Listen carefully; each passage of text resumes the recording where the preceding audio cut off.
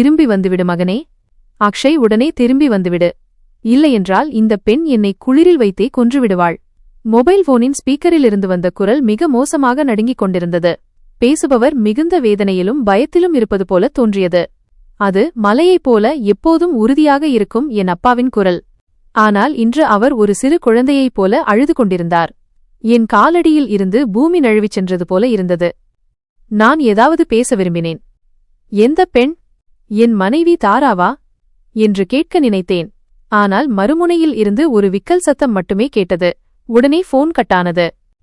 Mobile screen கருமையானது. ஆனால் என் காதுகளில் அந்த வார்த்தைகள் உருகிய ஈயத்தைப் போல இறங்கியிருந்தன. வெளியே பனிப்பொழிவு நடந்து கொண்டிருந்தது.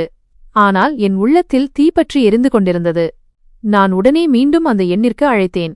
மணி அடித்துக் கொண்டே இருந்தது. ஆனால் யாரும் போனை எடுக்கவில்லை. என் இதயம் ஏதோ ஒரு அறியாத பயத்தில் மூழ்கத் தொடங்கியது. நான் மிகவும் நல்லவள் என்று நினைத்த என் மனைவி நான் சென்ற பிறகு என் வயதான அப்பாவிடம் இப்படியெல்லாம் நடந்து கொள்கிறாளா? இவள் என்னை குளிரில் வைத்தே கொன்றுவிடுவாள் என்ற அப்பாவின் அந்த வார்த்தை என் மூளையில் சம்மட்டியால் அடித்தது போல ஒலித்துக் கொண்டிருந்தது. என் பெயர் அக்ஷய். நான் பிறந்தவுடனே என் அம்மா எனக்கு உயிரை கொடுத்துவிட்டு இந்த உலகத்தை விட்டுச் சென்று விட்டார். என் வாழ்க்கையின் ஆரம்ப காலங்கள் என் பாட்டியின் அரவணைப்பில்தான் கழிந்தது. அப்பா பகல் முழுவதும் கூலி வேலைக்காக வீட்டை விட்டு வெளியே இருப்பார். பாட்டிதான் என்னை கவனித்துக் கொள்வார் என்பது எனக்கு நினைவிருக்கிறது. அடிக்கடி இரவு நேரத்தில் அப்பா களைப்பாக வீட்டிற்கு வந்து என் அருகில் படுக்கும்போது பாட்டி அவருக்கு அறிவுரை கூறுவார். பாட்டி சொன்ன அந்த வார்த்தைகள் எனக்கு இன்றும் நினைவில் உள்ளன. அவர் சொல்வார், மகன் விவேக், நீ இன்னும் இளைஞனாக இருக்கிறாய். நான் சொல்வதை கேள், நீ இரண்டாவது திருமணம் செய்து கொள். நான் இப்போது வயதாகிவிட்டேன். என்னால் இனி வீட்டை நிர்வகிக்கவோ அல்லது குழந்தையை வளர்க்கவோ முடியாது. நாளை நான் இறந்துவிட்டால் இந்த அப்பாவி குழந்தையின் நிலை என்னவாகும் என்று பாட்டி கேட்பார். அதற்கு அப்பா எப்போதும் ஒரே பதிலைத்தான் அளிப்பார். அவரது குரலில் ஒரு விசித்திரமான பயம் இருக்கும். வேண்டாம் அம்மா, நான் இரண்டாவது திருமணம் செய்து கொள்ள முடியாது. மாற்றாந்தாய் வந்துவிட்டால் அவள் என் மகனிடம் எப்படி நடந்து கொள்வாள் என்று தெரியாது. நான் உலகில் மாற்றாந்தாய்களின் பல கதைகளை கேட்டிருக்கிறேன். என் ஈரக்குலையை நான் யாருடைய தயவிலும் விட்டுவிட முடியாது. என் மகனுக்காக என் முழு வாழ்க்கையையும் பணயம் வைக்கத் தயார். ஆனால் அவனை யாருக்கும் அடிமையாக விடமாட்டேன் என்று அப்பா சொல்வார். அப்பாவின் இந்த முடிவு உறுதியாக இருந்தது. அவர் எனக்காக தனது இளமை, தனது ஆசைகள் மற்றும் தனது ஓய்வு என அனைத்தையும் தியாகம் செய்ய தயாராக இருந்தார். பிறகு பயந்தது போலவே நடந்தது. எனக்கு 8 வயதாக இருக்கும்போது பாட்டியும் இறந்துவிட்டார். இப்போது வீட்டில் நானும் என் அப்பாவும் மட்டுமே எஞ்சியிருந்தோம். அப்பாவிற்கு இந்த காலம் மிகவும் கடினமாக இருந்தது. அவர் என்னை வளர்க்கும் முழு பொறுப்பையும் தன் தோள்களில் சுமந்து கொண்டார். அவர் அதிகாலையில் எழுந்து எனக்காக காலை உணவு தயாரிப்பார். என்னை குளிப்பாட்டி தயார் செய்து பள்ளிக்கு அனுப்புவார். என்னை பள்ளியில் விட்ட பிறகு அவர் நேராக தனது வேலைக்குச் செல்வார். இந்நாட்களில் அப்பா ஒரு தொழிற்சாலையில் கூலி வேலை செய்து வந்தார். அவருக்கு வேலைக்கு இடையில் மதியம் சாப்பிடுவதற்கு சிறிது நேரம் இடைவெளி கிடைக்கும். அவர் நினைத்திருந்தால் அந்த நேரத்தில் ஓய்வெடுத்திருக்கலாம் அல்லது சாப்பிட்டிருக்கலாம். ஆனால் அவர் தனது பசியை போக்கிக் கொள்ள உட்காரமாட்டார். அவர் தனது உணவை தவிர்த்துவிட்டு தொழிற்சாலையிலிருந்து சைக்கிள் மிதித்து என் பள்ளிக்கு வருவார். இதனால் பள்ளி முடியும் நேரத்தில் என்னை வீட்டிற்கு அழைத்துச் செல்ல முடியும். வரும் வழியில் அவர் அடிக்கடி எனக்காக ஏதாவது ஒரு தின்பண்டம் வாங்கி வருவார். சில சமயம் பழங்கள், சில சமயம் பிஸ்கட். வீட்டின் வாசலை அடைந்ததும் அவர் என்னை உள்ளே அனுப்பிவிட்டு எப்போதும் ஒரே விஷயத்தைத்தான் சொல்வார். மகனே அக்ஷய், கதவை நன்றாக பூட்டிக்கொள், உள்ளேயே இரு. யாராவது தெரியாதவர்களுக்கு கதவை திறக்காதே மற்றும் உன்னை நன்றாக பார்த்துக்கொள். நான் மாலையில் சீக்கிரமாக வந்துவிடுவேன். அவர் மாலையில் வீட்டிற்கு திரும்பும் வரை வேலையில் இருக்கும்போதும் அவருக்கு என் நினைவாகவே இருக்கும். அவர் அடிக்கடி கடிகாரத்தை பார்த்துக்கொண்டே இருப்பார். வேலை முடிந்ததும் அவர் ஓடி வருவார். நான் கதவின் இடுக்கு வழியாக அவரது வருகையை எதிர்பார்த்து காத்துக் கொண்டிருப்பேன். அவர் வந்ததும் என்னை கட்டிப்பிடித்துக் கொள்வார். நான் சாப்பிட்டேனா இல்லையா என்று கேட்பார்.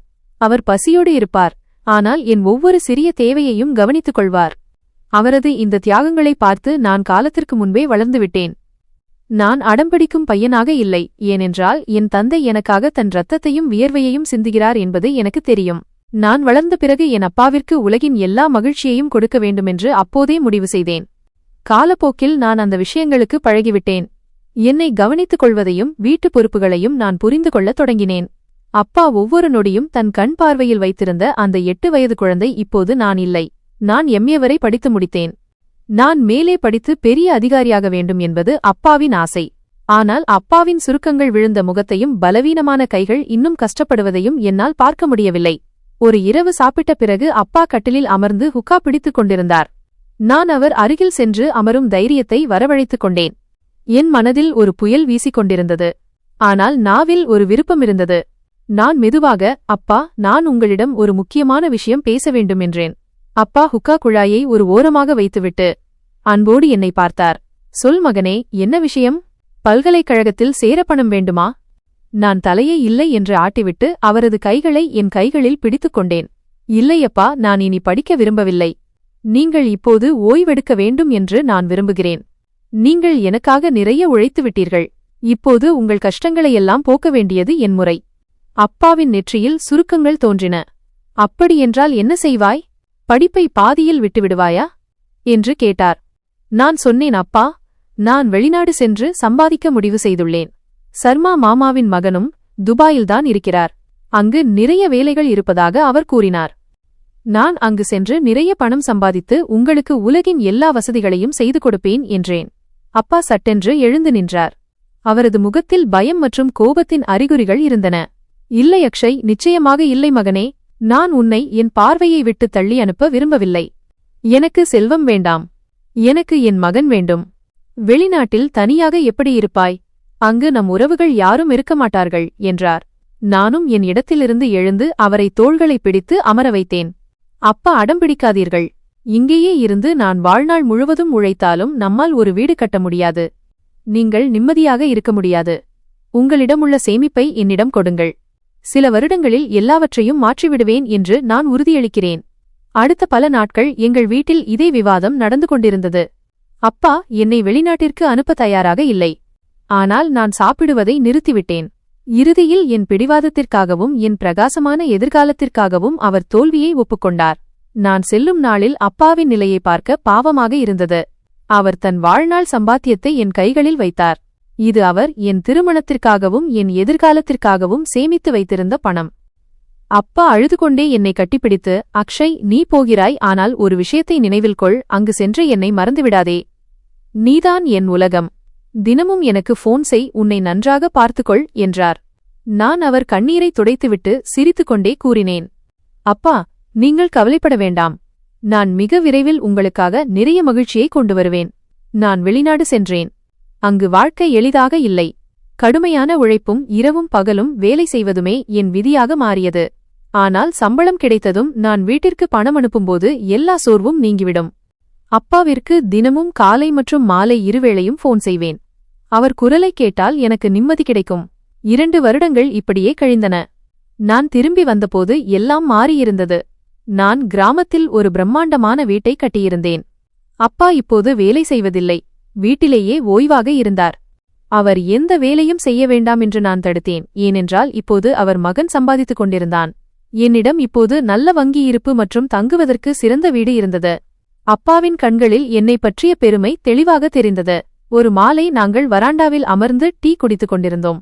அப்பா சிரித்துக்கொண்டே, மகனே, வீடு கட்டி முடித்துவிட்டோம். இப்போது அதை நிர்வகிக்க ஒருவரும் தேவை. நான் உனக்கு திருமணம் செய்து வைக்க விரும்புகிறேன். வீட்டிற்கு மருமகள் வந்தால் வீடு களைக்கட்டும். மேலும் என்னையும் உன்னையும் கவனித்துக் கொள்ள ஒரு ஆள் இருப்பார் என்றார். நான் சிரித்துக்கொண்டே தலைகுனிந்தேன். உங்கள் விருப்பம் அப்பா, நீங்கள் எங்கு சொல்கிறீர்களோ அங்கு நான் திருமணம் செய்து கொள்கிறேன் என்றேன். அப்பாவிற்கு என் திருமணத்தை பற்றிய கவலை ஏற்பட்டது. அவர் எனக்காக பெண் தேட ஆரம்பித்தார். சிறிது நேரத்திலேயே அவர் ஒரு நல்ல குடும்பத்தைச் சேர்ந்த பெண்ணை தேர்ந்தெடுத்து என் திருமணத்தை நிச்சயித்தார். அப்பா மகிழ்ச்சியாக இருப்பதை பார்த்து எனக்கு மகிழ்ச்சியாக இருந்தது. இந்த திருமணம் என் வாழ்க்கையில் என்ன மாற்றங்களை கொண்டு வரப்போகிறது என்று எனக்கு தெரியாது. ஆனால் அந்த நேரத்தில் எல்லாம் மிகவும் நிம்மதியாக தோன்றியது. திருமண ஏற்பாடுகள் மும்முரமாக தொடங்கின. நான் ஒரு புதிய வாழ்க்கையின் வாசலில் அடியெடுத்து வைக்கவிருந்தேன். அந்த நாளும் வந்தது. திருமண கொண்டாட்டங்கள் முடிந்து விருந்தினர்கள் சென்றுவிட்டனர். அறையில் அமைதி நிலவியது. ஆனால் என் மனதில் ஒரு விசித்திரமான சலசலப்பு இருந்தது. இது என் வாழ்க்கையின் ஒரு புதிய திருப்பம். இந்த புதிய திருப்பத்தில் என் அப்பாவினிடம் எந்த வகையிலும் குறைந்துவிடக்கூடாது என்று நான் எனக்குள் உறுதிப்படுத்திக் கொள்ள வேண்டியிருந்தது. நான் அறைக்கதவை மூடிவிட்டு தாராவின் அருகில் சென்று அமர்ந்தேன். அவள் மணப்பெண் கோலத்தில் சுருண்டு அமர்ந்திருந்தாள். முக்காடு அணிந்து அமைதியாக இருந்தாள். நான் மெதுவாக தாரா என்று அழைத்தேன். அவள் தன் முகத்தை உயர்த்தினாள். அவள் கண்களில் வெட்கமும் நடுக்கமும் இருந்தது. நான் தீவிரமாக பேசத் தொடங்கினேன். பார்த்தாரா, இன்று நீ இந்த வீட்டிற்கு வந்திருக்கிறாய். இந்த வீடு இனி உன்னுடையது. ஆனால் நான் உன்னிடம் ஒரு விஷயத்தை மிக தெளிவாகச் சொல்ல விரும்புகிறேன். ஏனென்றால் நீ இதை மனதில் ஆழமாக பதிய வைத்துக் கொள்ள வேண்டும் என்று நான் விரும்புகிறேன். தாரா கேள்விக்குறியுடன் என்னை பார்த்து, சொல்லுங்கள், நான் கேட்கிறேன் என்றாள். நான் ஆழமாக மூச்சுவிட்டு என் மனதின் உள்ளதை வார்த்தைகளாக கொட்டினேன். நான் என் அப்பாவை மிகவும் நேசிக்கிறேன். நான் பிறந்தபோதே என் அம்மா இந்த உலகத்தை விட்டுச் சென்றுவிட்டார். எனக்கு அம்மாவின் அன்பு கிடைக்கவில்லை. என் அப்பாதான் எனக்கு அம்மா அப்பா இருவரின் அன்பையும் தந்தார். எனக்கு எந்த குறையும் தெரியக்கூடாது என்பதற்காக அவர் தனது இளமை, தனது நிம்மதி மற்றும் தனது மகிழ்ச்சி என அனைத்தையும் தியாகம் செய்தார். என் குரலில் ஈரம் கசிந்தது. நான் தொடர்ந்து பேசினேன். இன்று நான் இந்த இடத்தில் இருக்கிறேன் என்றால் இந்த வீடு, இந்த மரியாதை, இவை அனைத்தும் அவருடைய உழைப்பு மற்றும் தியாகங்களின் விளைவுதான்.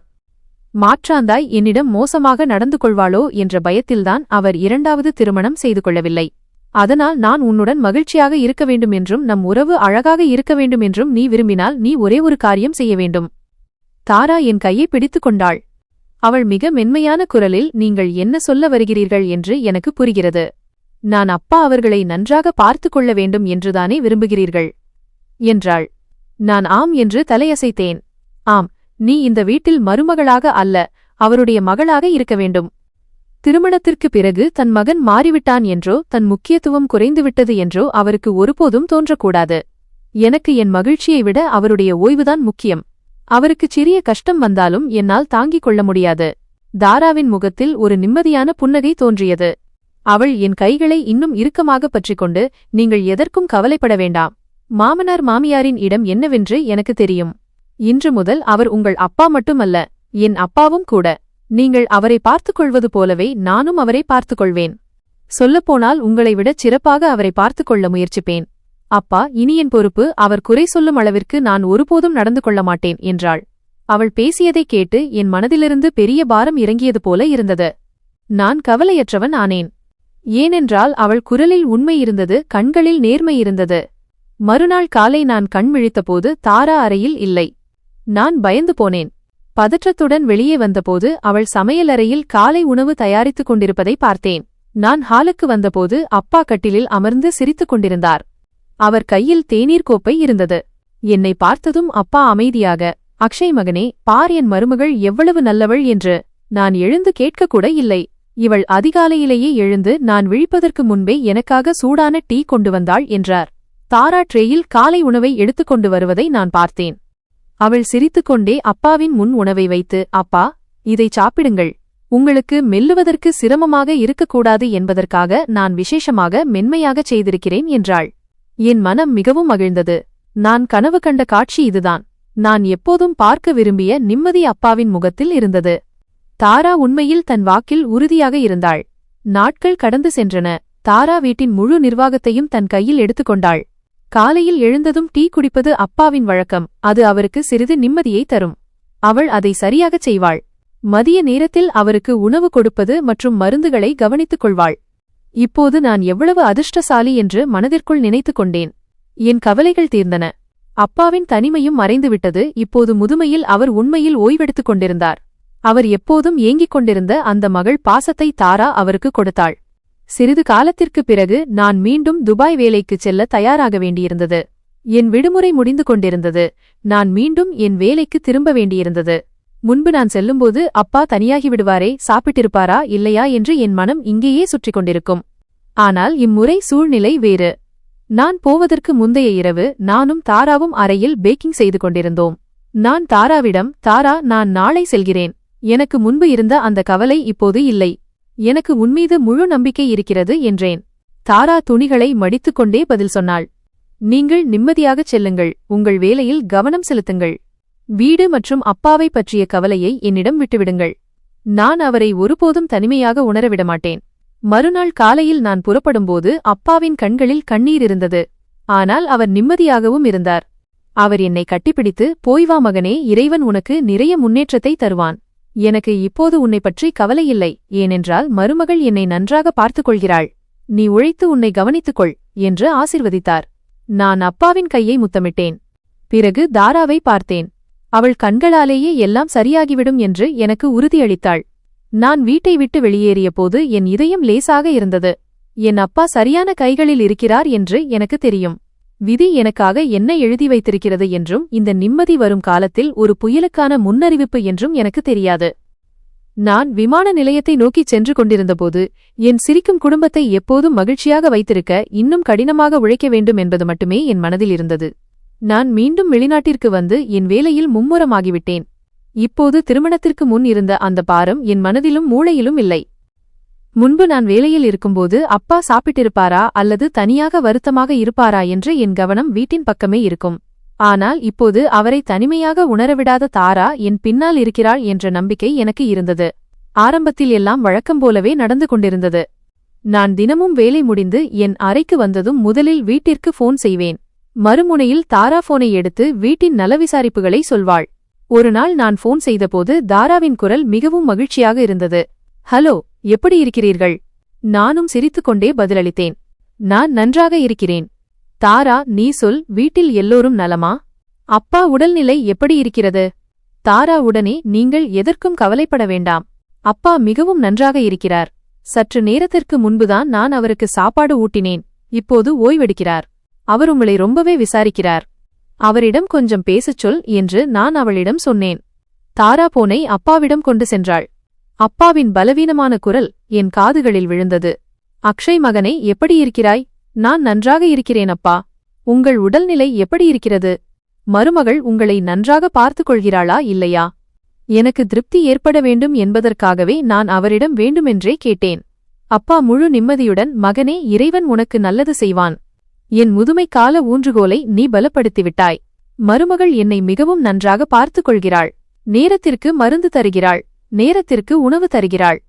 இப்போது நான் என் வேலைகளை கூட நானே செய்ய வேண்டியதில்லை.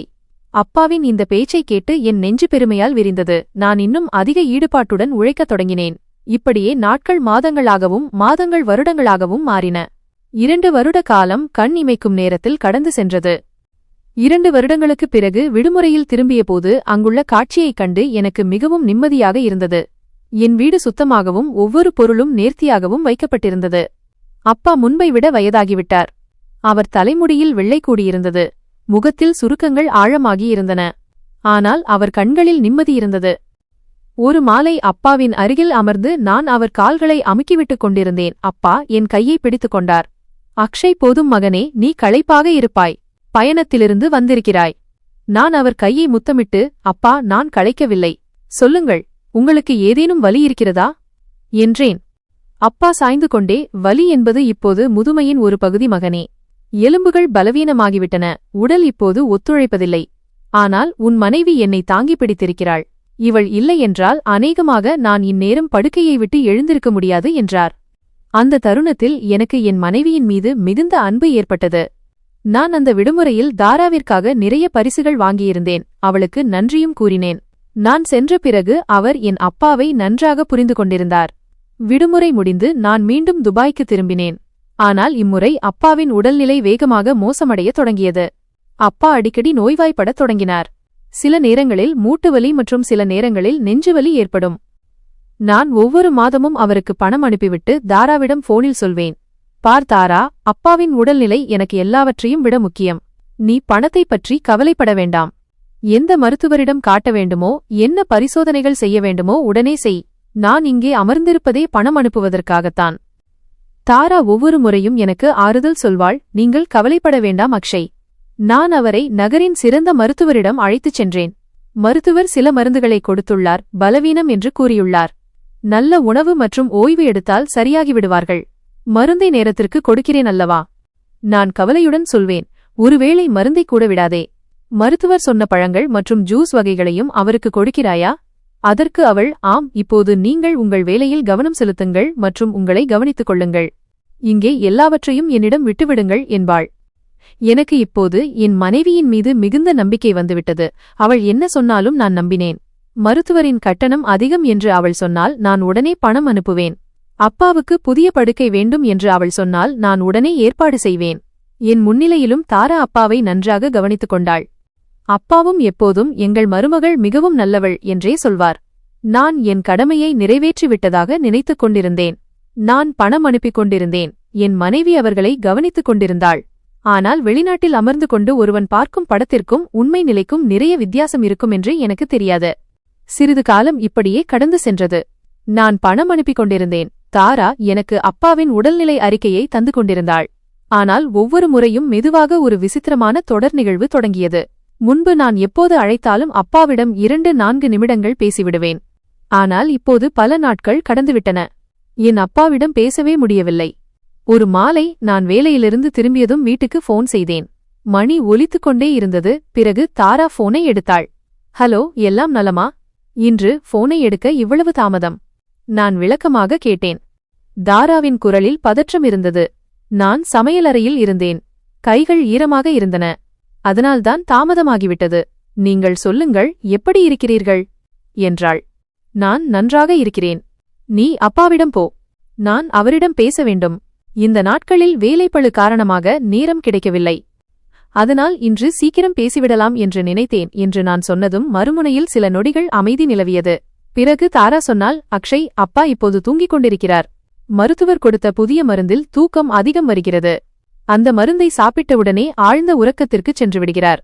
இப்போது எழுப்புவது சரியாக இருக்காது. நான் ஏமாற்றத்துடன், சரி, பரவாயில்லை, அவர் ஓய்வெடுக்கட்டும். அவர் விழித்ததும் எனக்கு மிஸ்டு கால் கொடு. நான் இங்கிருந்து அழைக்கிறேன் என்றேன். ஆனால் அன்று எந்த மிஸ்டு காலையும் வரவில்லை. அடுத்த நாள் நான் மீண்டும் போன் செய்தேன். தாரா, இப்போது அப்பா விழித்திருப்பாரல்லவா? கொஞ்சம் பேசச் சொல். தாரா உடனே பதில் சொன்னாள். அட, இப்போதுதான் அவர் சாப்பிட்டுக் கொண்டிருக்கிறார். உங்களுக்கு தெரியுமல்லவா, அவருக்கு பசி சீக்கிரம் வந்துவிடும். சாப்பிடும்போது எப்படி பேசுவார்? நான் அவரை இடையில் தொந்தரவு செய்ய முடியாது. அவருடைய கவனம் சிதறிவிடும். அது மட்டுமில்லாமல் அவர் இப்போது மிக குறைவாகவே சாப்பிடுகிறார். மிகவும் பலவீனமாகி வருகிறார்.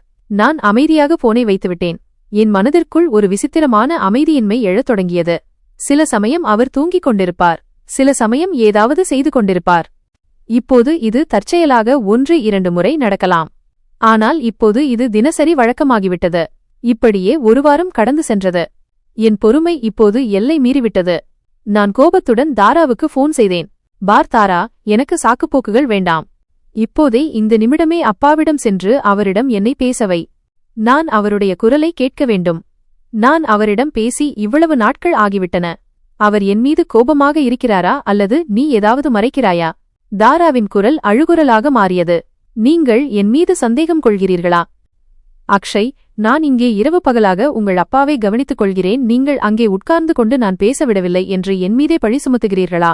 நான் மென்மையாகச் சொன்னேன். இல்லை, நான் சந்தேகம் கொள்ளவில்லை தாரா. மனம் கவலையாக இருக்கிறது, அவ்வளவுதான்.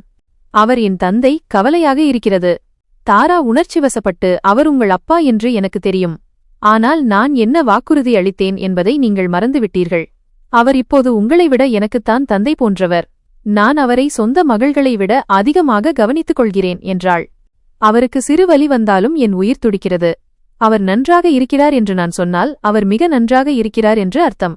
நோய் மற்றும் முதுமை காரணமாக எரிச்சலடைகிறார். அவருக்கு பேசும் மனநிலை இருப்பதில்லை. நான் வற்புறுத்த முடியாதல்லவா? அவளுடைய பேச்சு என்னை மீண்டும் வாயடைக்க செய்தது. வீணாக என் மனைவி மீது சந்தேகம் கொள்கிறேனே என்று என் எண்ணத்தை பார்த்து எனக்கே வெட்கமாக இருந்தது. நான் அவளிடம் மன்னிப்பு கேட்டுக்கொண்டு, என்னை மன்னித்துவிடு தாரா. நான் இங்கே தனியாக இருக்கிறேன் அல்லவா, அதனால் 100 விதமான எண்ணங்கள் என் மனதில் வருகின்றன. உன்னை முழுமையாக நம்புகிறேன். அவரை பார்த்துக்கொள் என்றேன். தாரா எனக்கு ஆறுதல் கூறி, நீங்கள் கவலைப்பட வேண்டாம். அப்பா என்னிடம் மிகவும் நன்றாக இருக்கிறார். நீங்கள் உங்கள் வருமானத்தில் மட்டும் கவனம் செலுத்துங்கள். அப்போதுதான் அவர் சிகிச்சையில் எந்த குறையும் வராது. மருத்துவர் சில விலையுயர்ந்த ஊசிகளை எழுதியுள்ளார். அதனால் இன்னும் கொஞ்சம் பணம் தேவைப்படும் என்றாள். நான் உடனே பணத்தை பற்றி கவலைப்பட வேண்டாம். நான் நாளையே இன்னும் பணம் அனுப்புகிறேன். அப்பாவுக்கு எந்த கஷ்டமும் இருக்கக்கூடாது என்றேன். போனை வைத்த பிறகு நான் கொஞ்சம் நிம்மதியாக உணர்ந்தேன். ஆனால் இதயத்தின் ஒரு மூலையில் ஒரு உறுத்தல் இருந்தது. தாராவின் வார்த்தைகள் சரியாக இருந்தன. ஆனால் அப்பாவின் மௌனம் என்னை உள்ளுக்குள் அரித்துக் கொண்டிருந்தது. என் குரலை கேட்காமல் ஒரு நாள் கூட இருக்க முடியாத அந்த தந்தை இப்போது எப்படி வாரக்கணக்கில் அமைதியாக இருக்க முடியும்? இது உண்மையில் மருந்துகளின் விளைவா அல்லது விவகாரம் வேறு ஏதேனும் உள்ளதா? எல்லாம் சரியாகிவிடும் என்று நான் என்னை வற்புறுத்தி சமாதானப்படுத்திக் கொண்டேன். ஆனால் இயற்கை வேறு ஏதோ முடிவெடுத்திருந்தது. உண்மை மிக விரைவில் பயங்கரமான வடிவில் என் முன் வரப்போகிறது. நள்ளிரவில் மொபைல் மணி என்னை தூக்கத்திலிருந்து எழுப்பியது. நான் அவசரமாக தேடி பார்த்தபோது தாராவின் எண் ஒளிர்ந்தது. அப்பாவின் உடல்நிலை மோசமாகிவிட்டதோ அல்லது தாராவுக்கு ஏதேனும் அவசரமோ என்று நினைத்தேன். நான் உடனே அழைப்பை ஏற்றேன். ஹலோ தாரா, எல்லாம் நலமா?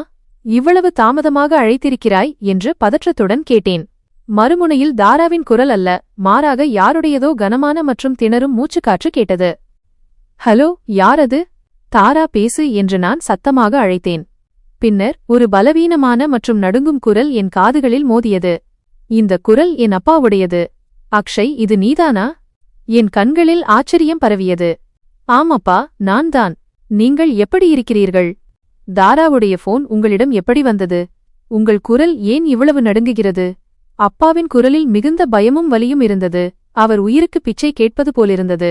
திரும்பி வந்துவிடு மகனே, உடனே திரும்பி வா. இல்லையென்றால் இந்த மருமகள் என்னை குளிரில் கொன்றுவிடுவாள். அவள் என்னிடமிருந்து எல்லாவற்றையும் பறித்துவிட்டாள். என்னை காப்பாற்று மகனே, இல்லையென்றால் நான் பிழைக்க மாட்டேன். திடீரென்று அழைப்பு துண்டிக்கப்பட்டது. நான் அதிர்ந்து போனேன். என் மூளையில் வெடிவெடித்தது போல் இருந்தது. இந்த மருமகள் என்னை குளிரில் கொன்றுவிடுவாள் என்ற அப்பாவின் வார்த்தைகள் என் காதுகளில் ஒலித்துக் கொண்டே இருந்தன. எனக்கு எதுவும் புரியவில்லை. இது என்ன நடக்கிறது? தாரா உண்மையில் என் அப்பாவை துன்புறுத்துகிறாளா? எனக்கு இவ்வளவு சேவை செய்த என் மனைவி நான் சென்ற பிறகு இப்படி மாறிவிட்டாளா? நான் பைத்தியம் போல மீண்டும் என்னை அழைத்தேன். மணி ஒலித்துக் கொண்டே இருந்தது. ஆனால் யாரும் எடுக்கவில்லை. நான் 3வது முறை அழைத்தபோது என் சுவிட்ச் ஆஃப் என்று வந்தது. என் இதயம் வேகமாக துடித்தது. என் நெற்றியில் வியர்வை வழிந்தது. இது நடக்காது. தாரா இப்படி செய்ய மாட்டாள். கண்டிப்பாக அப்பாவுக்கு ஏதாவது தவறான புரிதல் ஏற்பட்டிருக்கும் அல்லது நோயின் காரணமாக ஏதேனும் உளறிக் கொண்டிருப்பார் என்று நினைத்தேன். நான் எனக்கு நானே ஆறுதல் சொல்ல முயன்றேன். ஆனால் மீண்டும் அந்த வார்த்தை என் மனதில் சுத்தியல் போல அடிக்கத் தொடங்கியது. மருமகள் என்னை குளிரில் கொன்றுவிடுவாள். அப்பா ஏன் அப்படி சொன்னார்? அவருக்கு குளிர் எடுத்ததா? தாரா ஹீட்டரை அணைத்து விட்டாளா? அல்லது அவருக்கு ஆடைகள் கொடுக்கப்படவில்லையா? இனி ஒரு கணம் கூட தாமதிக்கக் கூடாது என்று முடிவு செய்தேன். நான் உடனே டிராவல் ஏஜென்ட்டை அழைத்து வீட்டுக்குச் செல்லும் விமான டிக்கெட்டை பதிவு செய்தேன். என் மனம் மிகவும் கலங்கியிருந்தது. நான் உண்மையில் அப்பாவிடம் செல்ல வேண்டும் என்று நினைத்துக் கொண்டிருந்தேன். அப்பாவுக்கு உடல்நிலை சரியில்லை அல்லது அப்பாவுக்கு ஏதோ மிக தவறான ஒன்று நடக்கப் போகிறது என்று என் மனம் சிந்திக்கத் தூண்டியது. என் ஏற்பாடுகள் கிட்டத்தட்ட முடிந்துவிட்டன. அப்போது திடீரென்று ஒரு நாள் என் உறவினரிடமிருந்து அழைப்பு வந்தது. நான் போனை எடுத்தபோது அவர் அழுது கொண்டிருந்தார். ஹலோ அக்ஷய் அண்ணா, விம்மல்களுக்கிடையே அவர் குரல் வந்தது. ஆம் விமல், என்னாச்சு? நீ ஏன் அழுகிறாய்? எல்லாம் நலமா? என் இதயம் நடுங்கியது. உறவினர் அழுது கொண்டே, என் பேச்சைக் கேட்டு தைரியமாக இருங்கள் அண்ணா, நீங்கள் திரும்பி வாருங்கள். உங்கள் அப்பாவும் இப்போது இந்த உலகில் இல்லை. இந்த செய்தியைக் கேட்டதும் என் கால்களுக்கு கீழே பூமி நழுவியது. மொபைல் என் கைகளிலிருந்து விழுந்தது. என் அப்பா இந்த உலகத்தை விட்டு சென்றுவிட்டார். இந்த நேரத்தில் என்னால் இதை நம்ப முடியவில்லை. இங்கே என்னை தேற்றுவதற்கு யாருமில்லை. என் சொந்த இருப்பிலிருந்து என் ஆத்மா வெளியேறியது போல் உணர்ந்தேன். என் அப்பா தன் வாழ்நாள் முழுவதையும் தன் இளமையையும் எனக்காக தியாகம் செய்தவர் இன்று ஏதோ ஒரு கொடூரனின் கொடுமைக்கு பலியாகிவிட்டார். திரும்பி வந்துவிடு மகனே, இல்லையென்றால் மருமகள் என்னை குளிரில் கொன்றுவிடுவாள் என்ற அப்பாவின் கடைசி வார்த்தைகள் மீண்டும் மீண்டும் என் காதுகளில் ஒலித்தன. சோகம் இருந்த இடத்தை இப்போது என் கோபம் ஆக்கிரமித்தது. என் மனைவியின் மீது எனக்கு மிகுந்த கோபம் வந்தது. என் ரத்தம் கொதித்தது. நான் சுவரில் குத்தினேன். நான் உன்னை விடமாட்டேன் தாரா. என் நம்பிக்கைக்கு நீ இந்த பரிசை தந்தாய். என் அப்பாவை கொன்றுவிட்டாய். நான் வருகிறேன். உன் செயலுக்கு தண்டனை கொடுப்பேன். நான் உன்னை விவாகரத்து செய்வேன் என்று கத்தினேன். நான் என் பையை எடுத்துக்கொண்டு விமான நிலையத்தை நோக்கி ஓடினேன். வழி முழுவதும் என் கண்முன் அப்பாவின் சிரித்த முகமும் தாராவின் அப்பாவி முகமும் மாறி மாறி வந்தன. வெறுப்பு தீ என் நரம்புகளில் ஓடியது. வீட்டிற்கு சென்றதும் நான் யாரை எதிர்கொள்ளப் போகிறேன், எவ்வளவு பெரிய சிக்கலை சந்திக்கப் போகிறேன் என்று எனக்கு தெரியாது. ஆனால் என் அப்பாவின் குற்றவாளியை நான் ஒருபோதும் மன்னிக்க மாட்டேன் என்று முடிவு செய்திருந்தேன். அது என் சொந்த மனைவியாக இருந்தாலும் சரி. வண்டி தெருவுக்குள் நுழைந்ததும் அங்கிருந்த மக்கள் கூட்டத்தை பார்த்து என் மூச்சு திணறியது.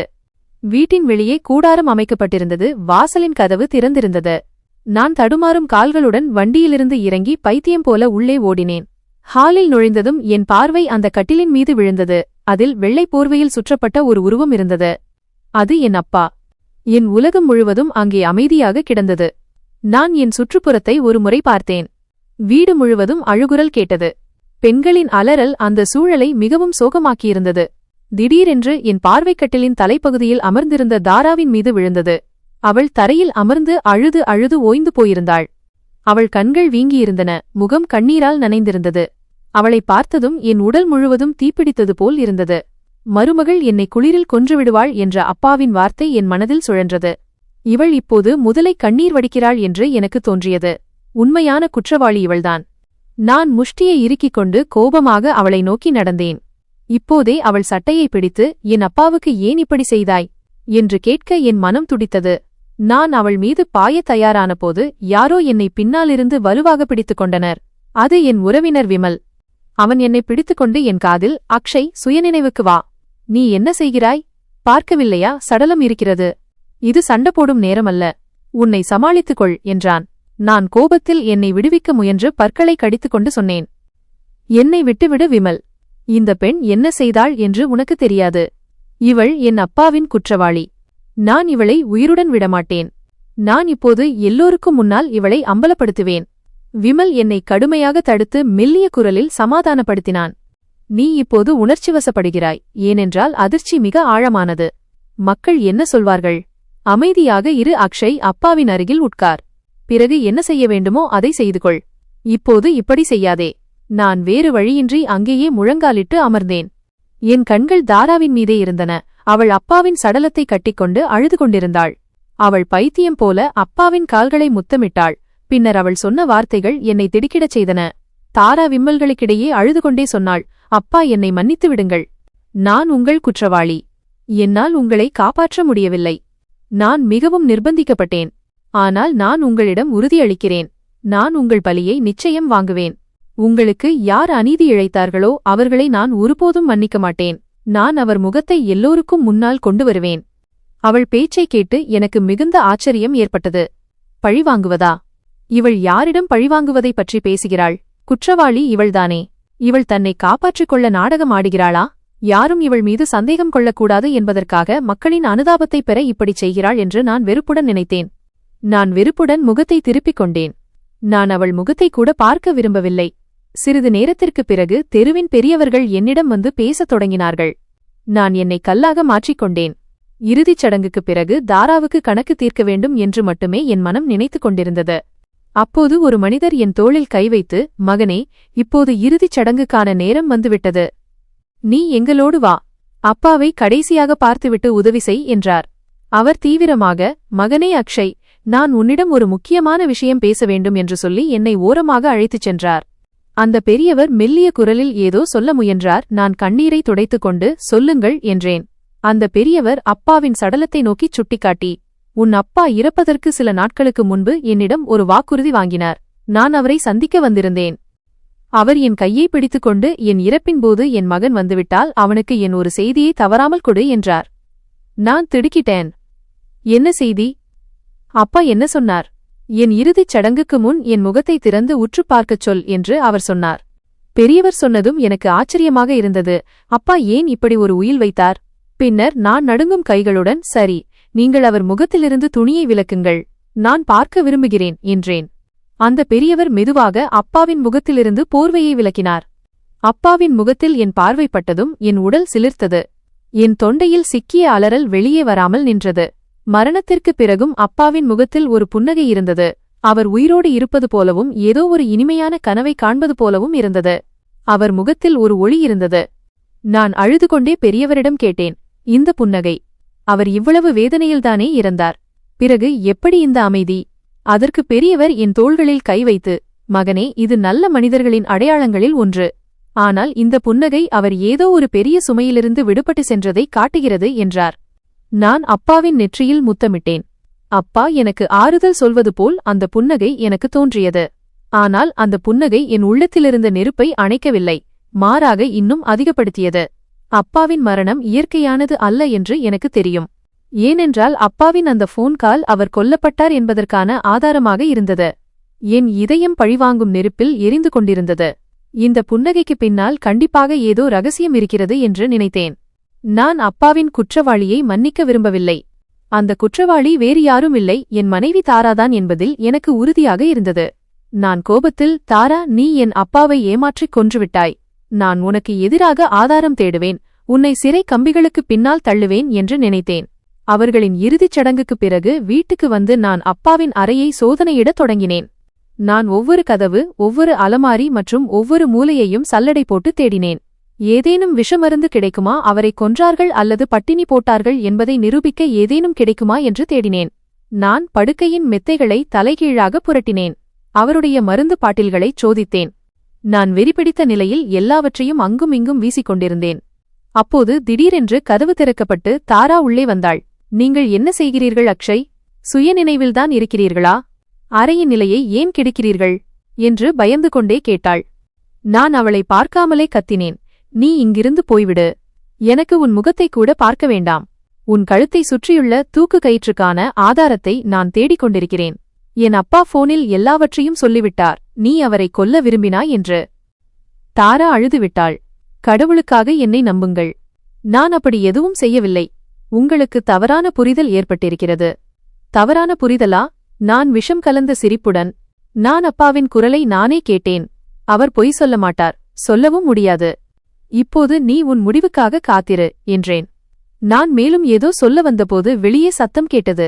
யாரோ உரக்க என் பெயரை அழைத்தனர். நான் கோபமாக கதவை நோக்கி பார்த்தேன். அது என் மாமாவின் குரல். அவர் கையில் சில காகிதங்களை வைத்துக்கொண்டு ஹாலில் நின்றிருந்தார். அந்த காகிதங்கள் என் வாழ்க்கையில் புயலைக் கொண்டு வரப்போகின்றன என்று எனக்கு தெரியாது. நான் பைத்தியம் போல அறையில் பொருட்களை அங்குமிங்கும் வீசிக்கொண்டிருந்தேன். அப்போது திடீரென்று மாமா மற்றும் சிலருடன் வாசலில் நின்று கொண்டிருப்பதை பார்த்தேன். அவர் கைகளில் சில பத்திரங்கள் இருந்தன. அவர் முகத்தில் ஒரு விசித்திரமான வெற்றி புன்னகை இருந்தது. அது இந்த சோகமான சூழலில் மிகவும் பாரமாக தோன்றியது. அக்ஷய், இதை நிறுத்து. இனி இந்த பொருட்களால் எந்த பயனும் இல்லை என்று மாமா உரக்கச் சொன்னார். நான் கோபமாக அவரை பார்த்து, என்ன சொல்ல வருகிறீர்கள் மாமா?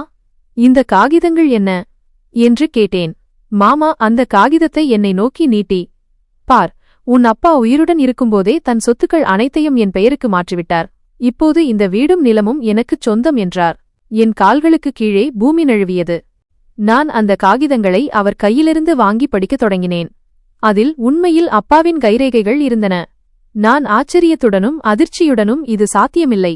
அப்பா இப்படி ஒருபோதும் செய்ய மாட்டார். இந்த சொத்துக்கள் அனைத்தும் என் சம்பாத்தியத்தில் உருவானவை. நான் வெளிநாட்டில் வேலை செய்து பணம் அனுப்பினேன். அப்பா எல்லாவற்றையும் வாங்கினார். அவர் என்னோடு இப்படி துரோகம் செய்ய மாட்டார். நீங்கள் ஏமாற்றி கைரேகை வாங்கியிருக்கிறீர்கள் என்றேன். மாமா சிரிக்கத் தொடங்கினார். இப்போது ஏமாற்றோ அல்லது விருப்பமோ, சட்டப்படி இது அனைத்தும் என்னுடையது. நீ உன் மனைவியை அழைத்துக் கொண்டு இங்கிருந்து போய்விடுவது நல்லது. நான் கோபமாக அவரை நோக்கி நகர முயன்றபோது பின்னாலிருந்து தாராவின் கர்ஜனை கேட்டது. பொய் சொல்கிறார். இவர்தான் அப்பாவின் குற்றவாளி. நானும் மாமாவும் அதிர்ச்சியுடன் திரும்பினோம். தாரா வாசலில் நின்றிருந்தாள். அவள் கண்களில் இப்போது பயத்திற்கு பதிலாக பழிவாங்கும் நெருப்பு இருந்தது. அவள் மாமாவை நோக்கி விரல் நீட்டி கத்தினாள். அக்ஷய், கடவுளுக்காக என் பேச்சைக் கேளுங்கள். இவர்தான் நம் வாழ்க்கையை அழித்தவர். இவர் தினமும் என்னை மிரட்டினார். நான் உங்களிடம் ஏதாவது சொன்னால் இவர் உங்களை வெளிநாட்டில் கொன்றுவிடுவதாக மிரட்டினார். நான் குழப்பத்துடன் மனைவியையும் மாமாவையும் மாறி மாறி பார்த்தேன். தாரா, நீ என்ன சொல்கிறாய்? தெளிவாகச் சொல். தாரா அழுதுகொண்டே முன்வந்து, அப்பா உங்கள் மீதான சத்தியத்தின் காரணமாகத்தான் அமைதியாக இருந்தார். இவர் தினமும் வீட்டுக்கு வந்து சொத்தை மாற்றித் தரும்படி அப்பாவை அடித்து துன்புறுத்துவார். அவருடைய ஆட்கள் துபாயில் உங்களுக்கு பின்னால் சுற்றுகிறார்கள் என்றும், அப்பா ஏதாவது செய்தால் அவர்கள் உங்களை கொன்றுவிடுவார்கள் என்றும் மிரட்டினார். உங்கள் உயிருக்கு எந்த ஆபத்தும் வருவதை அப்பா விரும்பவில்லை. மாமா கோபமாக முன்வந்து தாராவை அறைய முயன்றார். வாயை மூடு. நான் உடனே மாமாவின் கையை பிடித்து அவரை வேகமாக தள்ளினேன். என் மனைவியை தொட்டால் நடப்பதே வேறு. தாரா, முழு விஷயத்தையும் சொல். தாரா விம்மிக்கொண்டே சொன்னாள். அந்த துரதிர்ஷ்டவசமான நாளில் இவர் என் போனிலிருந்து வலுக்கட்டாயமாக அப்பாவை பேச வைத்தார். அவர் அப்பாவின் நெற்றிப்பொட்டில் துப்பாக்கியை வைத்து, மருமகள் கொடுமைப்படுத்துகிறாள் என்று அக்ஷயிடம் சொல்லாவிட்டால் இப்போதே சுட்டுவிடுவேன் என்று மிரட்டினார். உங்களை காப்பாற்றவும் என் உயிரை காப்பாற்றவும் அப்பா அந்த பொய்யைச் சொன்னார். உண்மையில் இவர் சொத்தை தன் பெயருக்கு மாற்றிக்கொண்டு அப்பாவை வழியிலிருந்து அகற்ற நினைத்தார். என் மனதிலெல்லாம் தெளிவாகியது. அப்பாவின் அந்த போன் கால், பயந்த குரல் எல்லாம் புரிந்தது. என் முட்டாள்தனத்தையும் மாமாவின் பேராசையையும் நினைத்து எனக்கு கோபம் வந்தது. இன்று வரை உறவினர்களுக்கு நாங்கள் என்ன நன்மை செய்யவில்லை. ஆனால் அவர்கள் என் அப்பாவை பறித்துவிட்டார்கள். தாரா மேலும் சொன்னாள். அக்ஷய், இவர் அப்பாவை கடந்த பல நாட்களாக அறையில் பூட்டி வைத்திருந்தார். என் போனையும் பிடுங்கி சென்றுவிட்டார். அப்பா பல நாட்கள் பசி தாகத்துடன் உள்ளே இருந்தார். குளிரில் அவரிடமிருந்து போர்வையை கூட பிடுங்கிக் கொண்டார். இந்த குளிரும் பசியும்தான் அப்பாவின் உயிரை பறித்தது. இது இவருடைய கொலை. இதை கேட்டு என் ரத்தம் கொதித்தது. நான் மாமாவை பிடித்து கத்தினேன். நீ என் அப்பாவை துடிக்க துடிக்க கொன்றுவிட்டாய். நான் உன்னை உயிருடன் விடமாட்டேன். மாமா என் சட்டையை பிடித்து தள்ளிக்கொண்டே சொன்னார். ஆம், உன் அப்பாவை நான்தான் கொன்றேன். அந்த கிழவன் ரொம்ப துள்ளினான். இப்போது உன்னையும் அப்படியே கொன்றுவிடுவேன். யாருக்கும் தெரியாது. மாமா பாக்கெட்டிலிருந்து துப்பாக்கியை எடுக்க முயன்றார். ஆனால் அதற்குள் தாரா வாசலை காட்டினாள். மிகவும் தாமதமாகிவிட்டது. நான் போலீசுக்கு தகவல் கொடுத்துவிட்டேன். வெளியே போலீஸ் சைரன் சத்தம் ஒலித்தது. மாமாவின் முகம் வெளிறிப் போனது. நான் வெறுப்புடன் அவரை தரையில் தள்ளினேன். உண்மை வெளிவந்துவிட்டது. என் மனைவி நிரபராதி என்பதும் என் உண்மையான எதிரி என் வீட்டிலேயே இருந்த உறவினர் என்பதும் உறுதியானது. போலீஸ் பூட் சத்தம் வீட்டின் ஹாலில் ஒரு புதிய பரபரப்பை ஏற்படுத்தியது. இன்ஸ்பெக்டர் தன் படையுடன் வேகமாக உள்ளே நுழைந்து ஒரு நொடியில் மாமாவை சூழ்ந்து கொண்டார். சிறிது நேரத்திற்கு முன்பு என்னை மிரட்டிக் கொண்டிருந்த மாமா இப்போது போலீஸை பார்த்ததும் நனைந்த பூனை போலாகிவிட்டார். அவர் கையிலிருந்து அந்த பத்திரங்கள் நழுவி தரையில் சிதறின. அவை அவருடைய பேராசைக்கும் குற்றத்திற்கும் சாட்சியாக இருந்தன. நான் வெறுப்பு நிறைந்த கண்களுடன் என் மாமாவை பார்த்தேன். இன்ஸ்பெக்டரிடம், இன்ஸ்பெக்டர் சார், இவர்தான் என் அப்பாவை கொன்றவர். சொத்து ஆசையில் என் வயதான நோய்வாய்ப்பட்ட தந்தையை பட்டினி போட்டு குளிரில் துடிக்க துடிக்க கொன்றிருக்கிறார். இவர் உயிரை மட்டும் எடுக்கவில்லை, ஏமாற்றி மிரட்டி சொத்தை தன் பெயருக்கு மாற்றியுள்ளார் என்றேன். மாமா கடைசியாக ஒரு முயற்சி செய்து கத்தினார். இவன் பொய் சொல்கிறான் இன்ஸ்பெக்டர், இவன் பைத்தியமாகிவிட்டான். என் அண்ணன் தன் விருப்பப்படியே எனக்கு கொடுத்தார். ஆனால் இன்ஸ்பெக்டர் முன்னேறி மாமாவின் கைகளில் விலங்கு பூட்டினார். உன் விளக்கத்தை கோர்ட்டில் சொல். உனக்கு எதிராக அக்ஷயின் மனைவி கொடுத்த வாக்குமூலம் மற்றும் சில ரெக்கார்டிங்ஸ் கிடைத்துள்ளன. போலீஸ் என் மாமாவை இழுத்துச் சென்றது. போகும்போது மாமா என்னையும் தாராவையும் திட்டிக்கொண்டே போனார். ஆனால் இப்போது அவர் குரலில் முன்பு இருந்த அதிகாரம் இல்லை. அவர் சென்றதும் வீட்டில் ஒரு அமைதி நிலவியது. பல நாட்களாக எங்கள் வாழ்க்கையில் வீசிய புயல் இப்போது நின்றது. ஆனால் அழிவின் சுவடுகளை விட்டுச் சென்றது. நான் அங்கேயே தரையில் அமர்ந்து இரு கைகளாலும் தலையை பிடித்துக் கொண்டேன். என் உடல் நடுங்கிக் கொண்டிருந்தது. நான் தலையை நிமிர்த்தி தாராவை பார்த்தேன். அவள் சுவரில் சாய்ந்து அமைதியாக நின்றிருந்தாள். அவள் முகம் கண்ணீரால் நனைந்திருந்தது. ஆனால் அவள் கண்களில் உண்மை வெளிவந்ததற்கான ஒரு விசித்திரமான நிம்மதி இருந்தது. நான் மெதுவாக எழுந்து தாராவின் அருகில் சென்றேன். என் தலை அவமானத்தால் குனிந்திருந்தது. நான் எவ்வளவு கேவலமாக யோசித்திருக்கிறேன் என்று என்மீதே எனக்கு வெறுப்பு வந்தது. நான் நடுங்கும் கைகளை கூப்பி தாராவின் முன் நின்றேன். என் கண்களில் இருந்து கண்ணீர் வழிந்தது.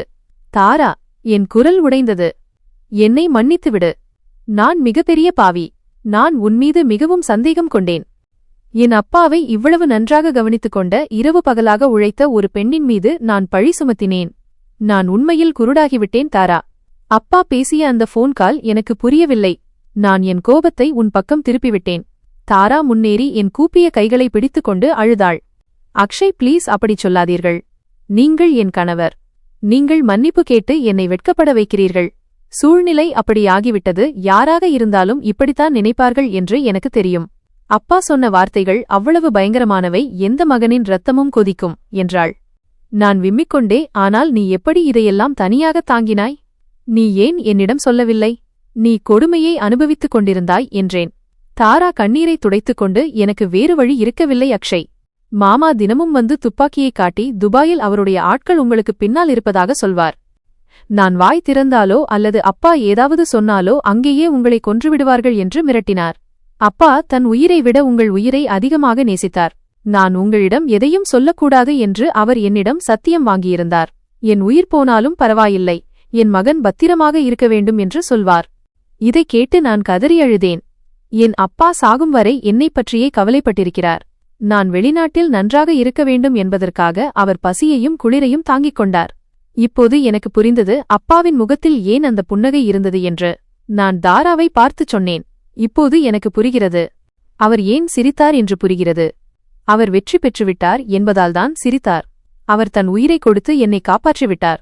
தன் மகன் வருவான், தனக்கு இறுதிச் சடங்கு செய்வான், எப்படியும் உண்மையை கண்டுபிடித்து விடுவான் என்ற நம்பிக்கை அவருக்கு இருந்தது. நான் உன்னை நம்பினாலும் நம்பாவிட்டாலும் அவருடைய குற்றவாளியை எப்படியும் கண்டுபிடித்து விடுவேன் என்று அவருக்கு தெரியும். தாரா தலையசைத்தாள். அவர் மிகவும் தைரியமான மனிதர். கடைசி நேரத்தில் கூட அவர் மாமாவிடம், நீ என் உடலைக் கொல்லலாம், ஆனால் என் மகனின் அன்பை கொல்ல முடியாது என்று கூறினார். நான் தாராவின் தலையில் கை வைத்து மனதின் ஆழத்திலிருந்து அவளுக்கு நன்றி சொன்னேன். உன் நன்றிக் கடனை நான் வாழ்நாள் முழுவதும் தீர்க்க முடியாது. நீ என் அப்பாவின் மகளாக இருந்து அவரை கவனித்தது மட்டுமல்லாமல் அவருடைய கட்டளைப்படி உன் மானத்தையும் உயிரையும் பணயம் வைத்து என் உயிரை காப்பாற்றினாய். நான் உன்மீது சுமத்திய பழிக்கு வாழ்நாள் முழுவதும் பிராயச்சித்தம் செய்தாலும் போதாது. தாரா லேசான புன்னகையுடன், குற்றவாளி தண்டிக்கப்பட்டான், அப்பாவின் மரணம் வீண் போகவில்லை என்பதற்கு இறைவனுக்கு நன்றி சொல்லுங்கள் என்றாள். அன்று இரவு வெகு நேரம் நான் அப்பாவை பற்றியே சிந்தித்துக் கொண்டிருந்தேன். என் மனம் நிம்மதியாக இருந்தது. வாழ்க்கையின் மிகப்பெரிய பாடம் எனக்கு கிடைத்தது. மனிதன் எவ்வளவு பலவீனமானவன் என்று நினைத்தேன். அவன் கண்களால் பார்ப்பதை வைத்து முடிவெடுக்கிறான். ஆனால் உண்மை பெரும்பாலும் திரைக்கு பின்னால் மறைந்திருக்கும். நமக்கு நன்மை விரும்புபவர்கள் மீதுதான் நாம் அடிக்கடி சந்தேகம் கொள்கிறோம். நான் குற்றவாளி என்று பழி சுமத்திய என் மனைவி என் வாழ்க்கையின் மிகப்பெரிய பாதுகாவலராக மாறினாள். இரத்த உறவு கொண்ட அப்பா தன் சகோதரராக நினைத்த அந்த மாமா கூடவே இருக்கும் விஷப்பாம்பாக மாறினார். இந்த உலகம் விசித்திரமானது. இங்கே நாம் அளவுக்கு அதிகமாக நம்பும் நபர்கள் சில நேரங்களில் நம் மிகப்பெரிய எதிரிகளாக மாறுகிறார்கள். யாரை நாம் புறக்கணிக்கிறோமோ அல்லது சந்தேக கண் கொண்டு பார்க்கிறோமோ அவர்கள் கஷ்டகாலத்தில் நமக்காக தெய்வமாக வந்து நிற்கிறார்கள். உறவுகளின் அடையாளம் இரத்தத்தில் இல்லை, உணர்விலும் நேர்மையிலும் தான் இருக்கிறது. என் அப்பா தன் உயிரைக் கொடுத்து எனக்கு உறவுகளின் அடையாளத்தை காட்டினார். அவருடைய அந்த புன்னகை எப்போதும் எனக்கு ஒரு உதாரணமாக இருக்கும். உண்மையை எவ்வளவு அமுக்கினாலும் அது வெளியே வந்தே தீரும். மறுநாள் காலை முற்றத்தில் சூரியனின் முதல் கதிர் விழுந்தபோது வெகு நாட்களுக்குப் பிறகு எங்கள் வீட்டில் ஒளி வந்தது போலிருந்தது. கடந்த சில நாட்களாக இருந்த குழப்பம், வலி, சோகம் மற்றும் கோபம் அனைத்தும் இப்போது என் இதயத்தின் ஒரு மூலையில் அடங்கிவிட்டது போலிருந்தது. நான் வராண்டாவில் அமர்ந்து அப்பாவின் புகைப்படத்தை பார்த்துக் கொண்டிருந்தேன். அதே புன்னகை, அதே அமைதி, அதே அசைக்க முடியாத நம்பிக்கை. தாரா எனக்கு தேநீர் கொண்டு வந்தாள். அவள் கண்களில் சிவப்பு நிறம் இன்னும் இருந்தது. ஆனால் இன்று அதில் பயமோ அல்லது எந்த பாரமோ இல்லை. அவள் மெதுவாக என் அருகில் வந்து அமர்ந்தாள். தேநீர் கோப்பையை என்னிடம் கொடுத்துவிட்டு அவள் அமைதியாக வானத்தை பார்த்தாள். நான் அவளிடம், தாரா, இப்போது எல்லாம் முடிந்துவிட்டது. மாமா ஜெயிலில் இருக்கிறார். அப்பாவின் ஆத்மா சாந்தியடையும் என்றேன். தாரா மெல்லிய குரலில், இல்லை அக்ஷய், இன்னும் முடியவில்லை. அப்பாவுக்கு நடந்தது ஒரு வீட்டுக்குள் மட்டும் நடப்பதில்லை, பல வீடுகளில் நடக்கிறது.